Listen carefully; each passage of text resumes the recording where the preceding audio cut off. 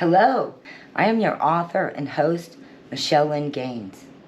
Welcome to my place. MLG Production. Hello, and welcome to the art of coupleship. There are many relationships we'll find ourselves in this life, and not everyone believes in the same type of relationships. Not everybody has the same capacity for love. Not everybody has the same outlook and view. But if you want to build a partnership that lasts through the decades, for the rest of your life, there's an art to this and a science behind it. But it takes two people willing to focus on each other. It takes a romance. It takes a partnership of roles. It takes a friendship, and it takes a love affair. Some of us get some of these things and not others. Some of us get stuck in long-term marriages where we're just fulfilling roles, and it's more of a download when you see each other, and it's kind of empty, and you both wind up living completely separate lives inside of this relationship. And that works well for some people, and that's fine. But if you find yourself drowning inside of your relationship, or just feeling detached and empty, and you want more connection with your partner, and you want that romance, you want that friendship, you want that partnership, and you want that love affair, then we're going to talk about how to get that. So a lot of us get stuck on the romance. You know, what is it? We lose that after a year of meeting each other. Romance is different to each couple. Could be as simple as leaving a flower on a pillow, or inviting your partner to a candlelight dinner on the porch with a bottle of wine and a pizza. We often lose that over time. And what about the roles? We all have roles to fill inside of a partnership. And so many of us, we either aren't doing our role, or we are fulfilling our roles, and this just sets in, and then we lose the romance and don't get to the friendship. And so if you manage to be able to fulfill these roles and maintain a little bit of romance throughout the months that turn into years, now we have the friendship. And so as we take on these roles, and whether we're fulfilling them or we're not, we all want to get to the friendship part. Real friendship between partners. Not that you won't have other friends, but being someone your partner can really talk to. You know, listening to at least 70% of what they say, and responding favorably. Never letting your partner forget that they're your favorite girl or you're their favorite guy. And we have to uphold each other, and definitely, you know, there's an old saying, I'll meet you in the middle. That's great for businesses and friends, but in a love affair, a partnership, what happens if I can't meet you in the middle? What happens if I'm not there? Will you, at the meeting spot, will you come look for me? And how long will you look for me? You know, this is not a business. So we want to know that the partner we're with, that we're friends, and that we're having this love affair of the hearts. You know, and physical intimacy, sex is going to be a big part of that, and you'll figure that part out. But in terms of connection, you know, we all want the love affair of the hearts. We kind of go through the rest of it to get that. But having all four of these elements being managed at the same time, those are the best relationships. Sometimes we find ourselves in lopsided relationships where we're not really getting any of those, or maybe one. And it's funny, you know, you can live your whole life in a relationship where you feel like you're doing more. As long as you're getting some of those elements. Are you getting a friend? Are you getting a companion? Are you getting a love affair? You know, we have to learn to value our partners above their tasks, above their production. You know, you have to value your spouse above whether the window got fixed. You have to value your spouse above their production and how much money they make. We have to value them for the person that they are. We picked them in the beginning. And if you're with someone who wants this too, when you focus on each other and don't let everything come in between you. You have to listen to friends and family, but don't let them come in between you and your partner. At the end of the day, you have to pull each other. and weather the storms. And, if you just connect with Jesus and put him in the middle of this, put God in the middle of this, it's amazing what changes can come in a relationship that is severed or that is on its way to seeding into this, but it just needs to know how. So the 4 things that make up a really wonderful relationship built for life through the decades is romance, a partnership of tasks and roles, friendship, and a love affair of the hearts, which comes from respect for each other, listening to each other, correcting each other, but being there for each other when we really need each other, in sickness and in health. When your partner is wounded in life, helping them up, making sure that you do share your last bite of bread with them, when the road gets hard. Life has its good seasons and its bad seasons. Can a good relationship overcome cheating? Yes, it can, depending on the circumstances, how and how often. If there were 3 types of people, there's those who cheat every chance they get, and that just erodes all the rest. It erodes it. But if it's just once, and it was of course you can overcome cheating in a relationship. And the first advice I would give is you have to learn to forgive and let it go. You can't use it as a beating stick to make your partner sorry they ever stayed. Ultimately, if that was real for your partner, they chose you, and they wouldn't still be there. And we have to let them know that they're in the right place and they made the right choice. And often we're bitter and hurt, and we just want to keep lashing out, but it just drives them farther away. We want to do the opposite. We want to show them that they're in the right place, and that when we do that through a pleasant personality, smiling back across the table, not being quippy and putting down. We put our partners down. It just starts the deterioration of what might have been a beautiful thing. There are so many ways that we push our partners away: moodiness, distance, not listening, not being available for them ever, never having alone time or connection, always having meetings of download and informationals, never really connecting on other levels. And so you just have to kind of figure out for the 2 of you what all that is and what it means.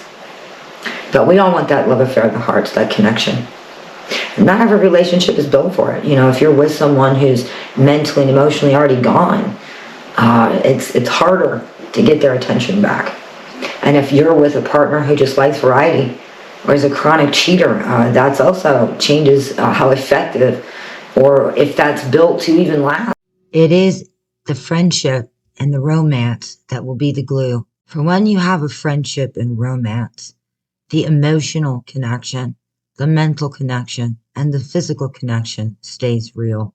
And relationships that do not possess these, it opens the door for others to get in your partner's head and change their heart. This is the battleground. Every good relationship must have boundaries and borders. What relationships we'll have with the opposite sex outside of work, and in what capacity. What time we will spend together, and what time we will spend apart. You don't want to lose yourself in a relationship. But so much of a relationship is giving of yourself, your time, your focus, your energy, your resources. But what if your partner was the reason you did everything you do? And what if you were the reason they do everything they do? What a beautiful thing that would be. It takes effort. It takes commitment. It takes loyalty and trust. But if I'm not at the meeting tree one night, would you come and look for me? And how long would you look? Would you look until you found me?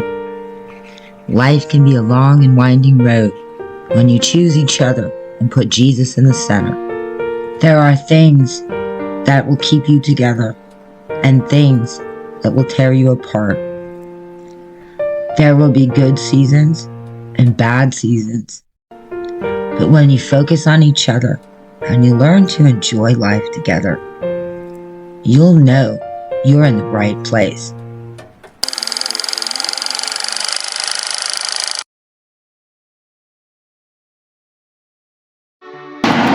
So coupleship.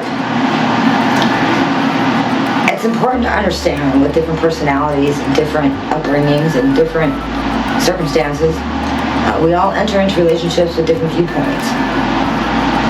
Conflict resolution, in college, during my time in college, I learned a few things. Interpersonal conflict inside of relationships comes in many forms and cannot always be avoided, but it is damaging if not minimized.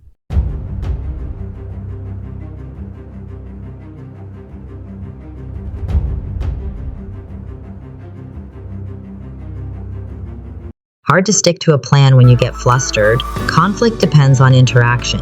You can't always control how it's going to go, have to respond to what the other person does. You may start with a strategy or plan, but it will likely change during the interaction. Hard to determine ahead of time what tactics will have the desired affect. Depends on the other party. About the 5 common ways we all deal with conflict. And conflict is all around us in our daily lives, from little ones inside our home to bigger ones outside of us, to, bigger conflict on a global scale that causes wars.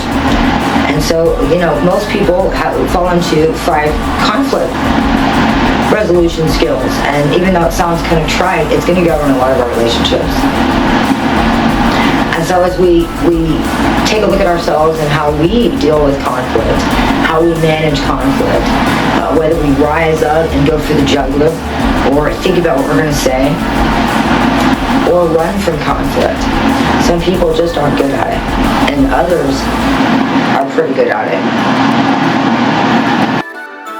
This is different than our fight or flight response to fear.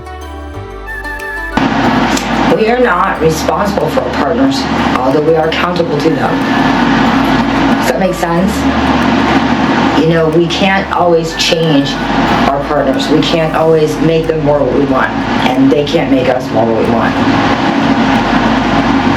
But we are accountable to each other for our money and our time to a certain point.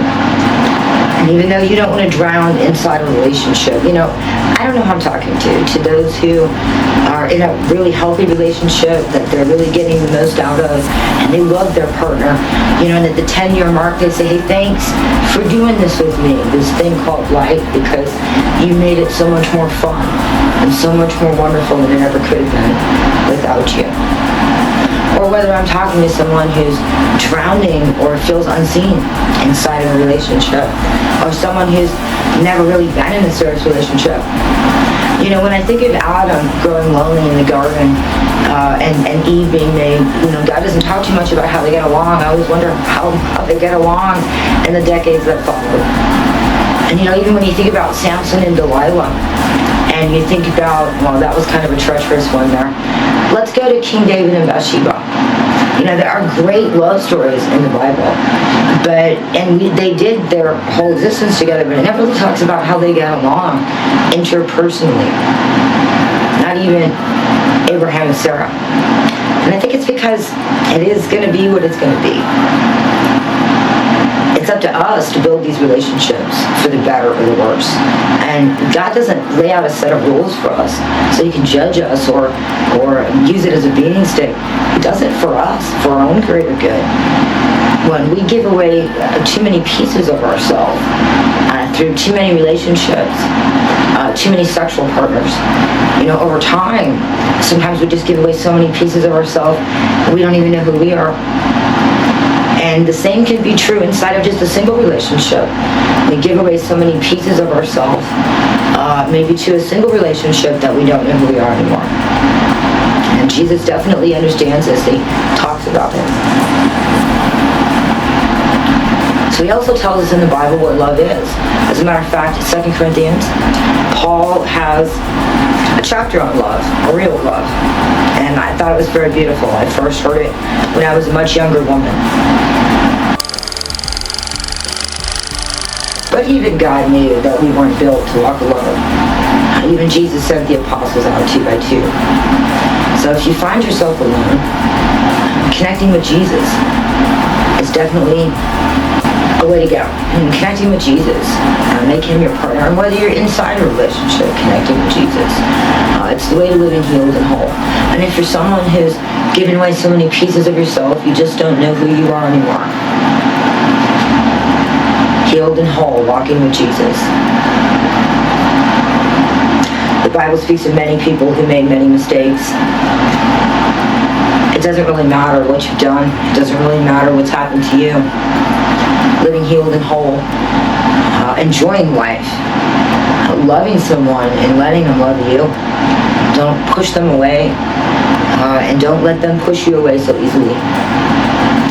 And you can find relationships of worth. Maybe it's even with children around you, or a parent, or a sister, or a friend. You know, we can make our relationships stronger. We can make them more meaningful. A lot of times by our view of them, changing our view of a relationship, or changing our outlook, changing our actions and our approach, perhaps by the way we treat them and talk to them. That's a good start. Because that's what God wants. He wants to prosper us and to give us a hope in the future.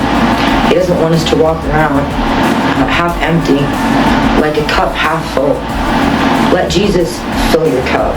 Whatever relationship situation you find yourself in, or whether you find yourself alone in isolation, let Jesus fill your cup till it runneth over. Can't tell you whether to go or whether to stay. I can't tell you how to live your life. But Jesus can help, even if it's really long. And whatever it is you are seeking, I'm sure He can help you find it. And whatever it is you need, I'm sure He will get it for you. Whatever it is you're longing for, I'm sure He's the answer. But connecting with people around us and our relationships on earth will be important during our life's journey. Why do we talk about it?